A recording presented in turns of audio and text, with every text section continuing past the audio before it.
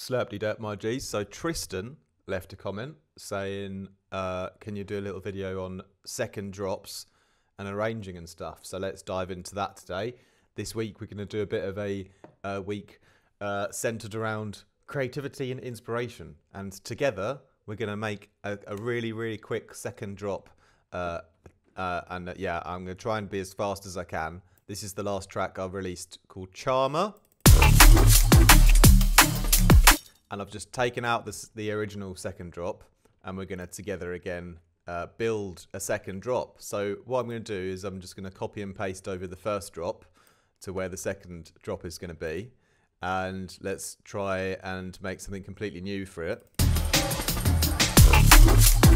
Okay, so the whole idea is the concept of this video. The concept is to give you some creative ideas on how you can easily do a second drop that's cool, different, unique, fun, but you don't have to stress so much about how to make it perfect, you know? So the things that I think about is more and more as I get on in producing now, it's just how can I remix the elements that I've already got to make something brand new.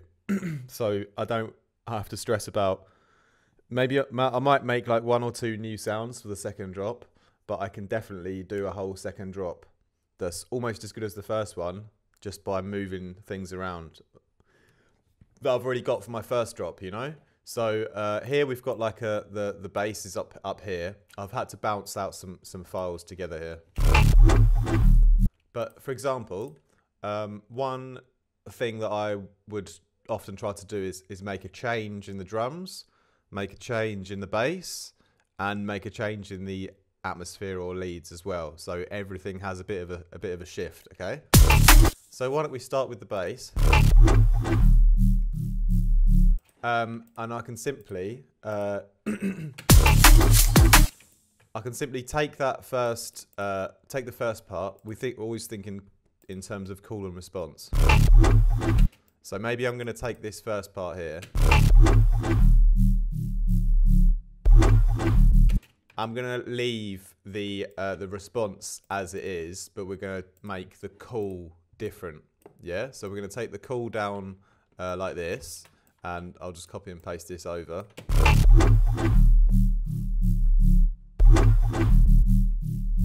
So this top part is the call. I'm going to leave that as it is, and I'm going to make all the difference and the changes in the bass is going to be, sorry, that's the response. I'm going to make the call here. That's going to be the one that has the biggest change, all right? So for this one, one really simple thing I could do is I could just apply it like a filter. So the changes on the second drop are going to be a change in energy, and you can go both ways. You could make the drop more energetic or less energetic than the first drop, okay? Just to make things easier for me, because making something less energetic is a little bit more simple to do usually. So I'm going to choose to make the second drop a little bit more chilled than the first one. So I'm just going to add like a little low pass filter to, maybe let's change that.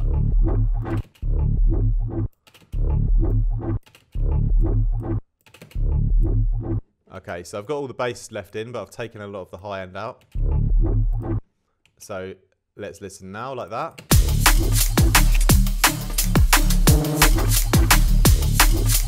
And that second one kind of has some of the high end coming back in, so that's fine. We'll leave it as that. Now let's go ahead and change up the drums. All right, so the drum pattern I've got. Let's maybe move the kick around, for example. Let's change that. We've got to find a nice little spot for it, so we're going to just try some different.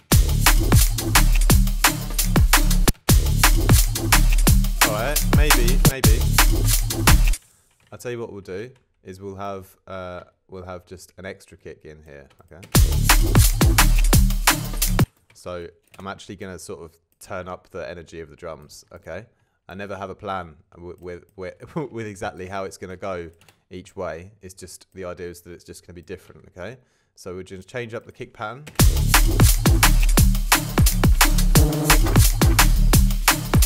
this second one here, we'll move this guy around a bit as well. We'll try a different position. Yeah, I like that. I like that. All right, excellent, excellent. So that's gonna move. Yeah, we're gonna move this guy. Sorry if this video is a little bit all over the place. I'm trying to just sort of design things as I go. So we're gonna bring that over there as well. Okay, so we've got a little change in the bass, a little change in the kick. This is super nice and quick and easy. Maybe we can do one more change in the drums. We can just perhaps add in, like, almost want to add in like an extra. Yeah, this like sort of percussive shaker kind of thing here. So that's obviously a bit different, adding in the extra percussive element as well. Then let's do some changes now in the leads, and we're going to try and get the leads to sort of fit a little bit better with the bass now, because we've changed the bass around, you know. So let's find our leads.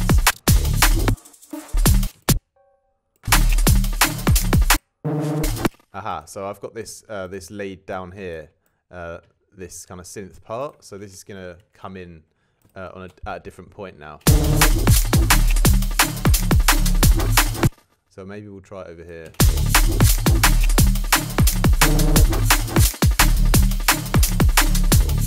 All right, so fast forward. I've just moved around this lead pattern till I found a nice spot for it. And now, so far it kind of sounds like this.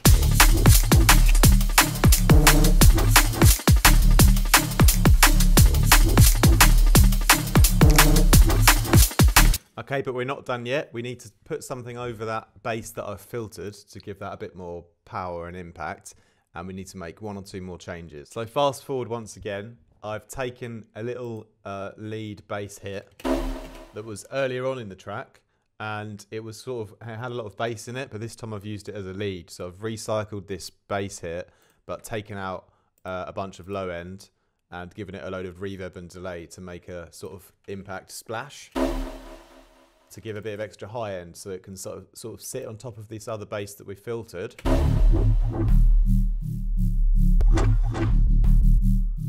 Okay, and I've just re-extended this one out a bit, so it's actually sort of changed up the pattern of the bass a little bit more. So now we've got this idea for a second drop, which is pretty quickly made.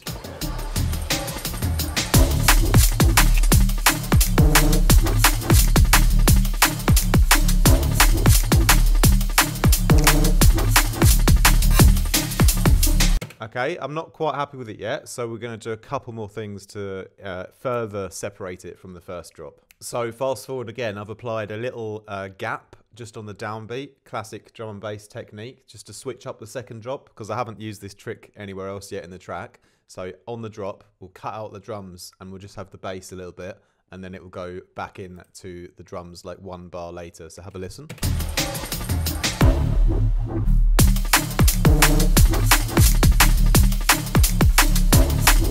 Okay, and then one last thing is I want to add in one new sound, and well, it's a new sound for the drop, but it was previously in another part of the track, and it's this yeah, this kind of strange, like,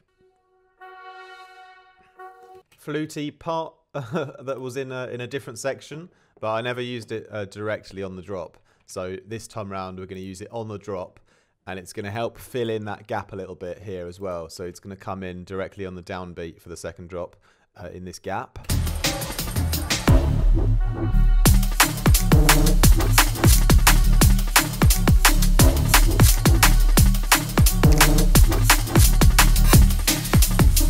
And that also adds to my kind of concept of taking the energy down for this part, you know, because that lead sort of gives you this sort of floaty feeling. So it kind of takes some of the energy and aggression away from the overall feeling of the drop, you know. So that's one way to do it. But yeah, these are just a couple of ideas and techniques just to get you going. You know, put in a little gap if you need to make it clear that it's a different kind of drop. change up a little pattern in the drums, like move the kicks around or the snares or anything else. Maybe a little shaker in there that wasn't in there before. Yeah, with the bass, try just moving around certain bass parts. Think about in terms of call and response. Maybe just like leave one of them as they are, but modify the other one. Add some filtering to it or whatever. And then same thing with your lead. How is your lead playing with your bass? You know, move around those timings and harmonies a little bit. Do some processing to create a new little lead sound if you have to. And then, yeah, perhaps using something more melodic in the background if you want to take away energy, or you could go the opposite way around as well, and you could like just try and go for more intensity. But the idea is just that it's going to be different. So it doesn't matter exactly if you're going to go for like a lower energy second drop or like a higher energy one, just something that keeps the listener engaged and it's something that they haven't heard before. Okay. But the whole concept really was just taking different sounds I've already used in the track and just reshuffling them around to find a new cool idea that has a different kind of feeling to it. And yeah, that's typically how I would go around doing my second drops these days, because it doesn't have to be so complicated. Just reshuffling things around and creating a new rhythm out of them is my favorite way to do it. So I hope that helped you, my G. Hope you guys had a great Easter weekend, and wish you a great start to your week. I'm available also for mentorship for one-on-one lessons. Please make sure you read the terms and conditions before you book in. And I'll catch up with you guys tomorrow. We'll continue with our creative inspiration videos this week. Peace out. See you then.